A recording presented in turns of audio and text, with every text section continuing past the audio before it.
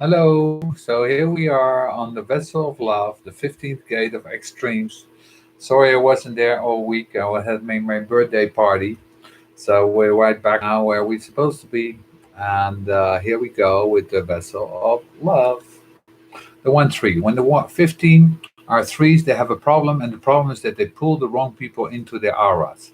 It's always that. They're always pulling the wrong people in, and they're magnetic. It's not like the magnetism is a notice, it isn't. So the moment they're out there in the world as vessels of love with the 15, they're just magnetically pulling the wrong people into their aura. This is what distorts their life. We are so subject to the conditioning of our aura that the not self 15.5 is really open for trouble. I have two children who are 15.5s. I've watched what a dilemma there is. No discernment, there's no selection, there's no rejection. There's just, well, if you're attracted to me, you must be okay for me. If you're attracted to me, you must be okay for me. If you're attracted to what I do, you must really want to do it with me, and so forth and so on. This is the ultimate sharing channel. Let me share my flow with you, which is basically let me share the direction my flow is taking us, and you can go along in the flow. And the 1 3 doesn't realize that this is just a force pulling others and it ends up blowing up in their faces. The other thing is that any child that has this whole channel is disruptive to its family's life because it's pulling everything into its particular flow and changing the mechanics of the way in which the energy works. But there's something deeper here. The 15th gate is about time. The only way in which we can truly understand patterns is when we break the patterns up into little parts. That the flow of life is a flow over time. That everything about in the flow is about being in somebody else's timing. So what happens with the 1 3 is that they bring the wrong forces into their life and it messes up their timing, and everything is timing. If you're correct and you're 15, you're going to be in the flow. The timing is going to be right. Oh, have I learned this mystery about timing? I'm an Aryan. I'm an archetypal Aryan. I'm an Aryan ego manifestor, that's rather. And we're not noted for our patience. The things I've had to wait for, the people I've had to wait for. There are people in my life I wait years and years and years for them to go to this shit together. What it takes is recognize that you can push the river. So the most devastating thing for a 15 gate person, no matter where you are in the cross, is timing. If others are messing up your timing, you're going to miss the boat. You're going to miss everything. And 1 3s blow the timing. You can see the 1 3 15. There they are. They get up in the morning, they walk out, and they have to catch the train. They meet somebody in the street, they've pulled automatically into their hour, they have a 3 minute conversation, they get to the train, and the train is gone. Blown the timing. You pull out of the driveway, you're in a hurry, you have a really short drive, it's only going to take you a minute, and as you're coming out of your driveway, there's your neighbor waving, moving towards your car. You have to roll down the window because you've pulled them in. You say good morning, how's your blah blah, and you go fine.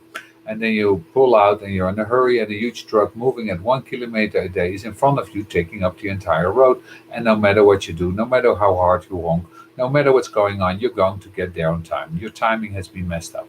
Whenever you go into this gate, you're dealing with the not self and messed up timing. You're too fast, you're too slow, you don't get it, you miss it, and not in the right timing. And obviously, that's consciousness thing. That's something that's going to come out of the nature of your design. There's no other way. How influential we can be when we can see of the pattern of all the many possibilities. It's a real gift. It's the entry door into the understanding the vast diversity of life itself. Remember that the 55 is the core potential definition of a single cell. You're looking at a single cell people. It's quite tempting to think them that way. You're pulling everything in it, a very, very special flow. And each cell, every part of the cell imprints it, that it imprints a unique rhythm. And we know that when you discord that rhythm, you have a real problem. The real distortion of cellular rhythm ends up being cancer when you're producing too many and all of this stuff. The other thing about the concept of the cell is that everything about the cell is about division. A healthy cell is going to divide into a time pattern. And one of the things about the way in which the 15 gate works in terms of humanity is that basically, rather than being a cell that is dividing, it's a molecular structure that grows. In other words, it's another level of bringing together, which you can tell in the building of molecules that their value, even though they can have a very similar infrastructure, you add a little bit of this or a little bit of that, and you change the whole end result. And so everything about the 15 is this molecular structure building. Take all the single cells, start bringing them together, and eventually you can build an organ. This is the magic of the 15. Bring these units together, keep on bringing them in. In astrophysics, we call this accretion. In other words, if you look at the asteroid belt between Mars and Jupiter, it experiences two things. It experiences destructive contracts. object. One object bangs into another and then smash apart. And it also experiences accreton. One object bangs into another and joins it. So, for example, we know that most of the solar system, that's not right. We're just in a flat Earth. So you lose me there. Anyway, is the byproduct of accretion. In other words, under intense heat, materials bonding together to form for what ultimately would be solids and the gas planets that we have. Well, there is no solid or gas planets. So one of the things to recognize is the 15th gate is the dualistic duality quality. And here you have the love-hate. This is how the hatred of breaking the structure of the molecule. This is the love of bringing the molecule together, and that there is this uniform direction. From biological point of view, G-center gates are very, very aware how really fragile life is. It's really the rule by the not self, and the deepest knowing of the higher self is rooted on the biology, the liver. We pay very little attention to the mystical quality of the liver, and also the understanding that where the vast majority of cells in our body are reconstituted on a 7-year cycle, very few liver cells are. The vast majority of liver cells, called cells, never ever ever reconstitute. They don't go through a 7-year cycle. They don't. Which is why you start destroying liver cells, particularly through the abuse of alcohol. There's no way to replace them. They will not naturally regenerate. They don't. And what it tells about the knowledge inherent in the higher self is that the higher self recognizes that you can't afford to make too many mistakes if you're fucked. And the 15th gate knows that. So it knows that deep, deep, deep within itself, it knows that. It knows that there are only a few cells that can actually be replaced in a 7-year cycle. Most of the cells of the liver, they cannot. So let's get it into the right flow. Let's be in the right flow, in the right pattern, and then everything is going to be okay. One force. You want to keep a 1-4 child happy, you make sure that the timing is always consistent. When they eat, when they play, when they go out. It's breakfast time, it's bedtime, it's whatever. Timing becomes so important for them. If they grew up in an environment that is a stable time flow, they will apply that in their own life and they will have a very steady timing system. But the moment that you're raised in which there's consistency, feeds on the extremism, that there is a consistency in the timing, that's when they start missing things. It's the whole thing about humanity. You have the expression in English, missing the boat. So many human beings missing the boat. I really do. There you are. Everybody on their fractal, everybody having a geometry. And if you're not operating correctly, you're not going to be where an intersecting geometry can happen that can transform your life if all along the way the not self drags you into something that you can correct for.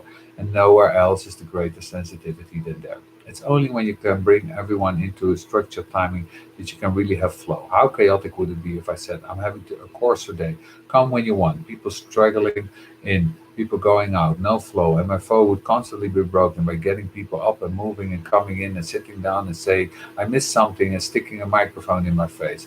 I just wouldn't work. There's no flow. Timing is everything. So one of the things to understand about the way in which this is the beginning of purpose. Remember that. How do you get humanity to take advantage of the pawn principle? You put them on a schedule. You give them a rhythm, you give them a pattern, you give them flow. The rudimentary education in the past was if you were truly privileged, you could hire a tutor for your children that would try to teach them everything. And then you see what happens when you get to the 15. When you get to the 15 says, wait a minute, isn't it going to be a lot easier if we use that same tutor to teach 40 kids in the flow? As a matter of fact, we teach thousands of millions that way. And of course, this is the basic principle. If you bring everybody into the same flow, there are some benefits. Obviously, you have a very complex hour that is established. You're able to take advantage of everything that's in the body graph because everything is in the process. You can bring people completely into a process together and place them in the flow. And the great work of the cycle that we're in is that coming to an end. The cycle of planning, that inherent in the cycle of planning has been the capacity to bring humanity into a very, very organized area. The 15th gate has never been so powerful. Look at the world as we're living. Everything is in a schedule. Trains, entertainment, you name it. If you stand upstairs and it's 3 minutes after 1 and you're saying, you're screwing my flow, I'm hungry, it's all schedules and timing, everything is education, all these things, and we're constantly organizing people into that flow.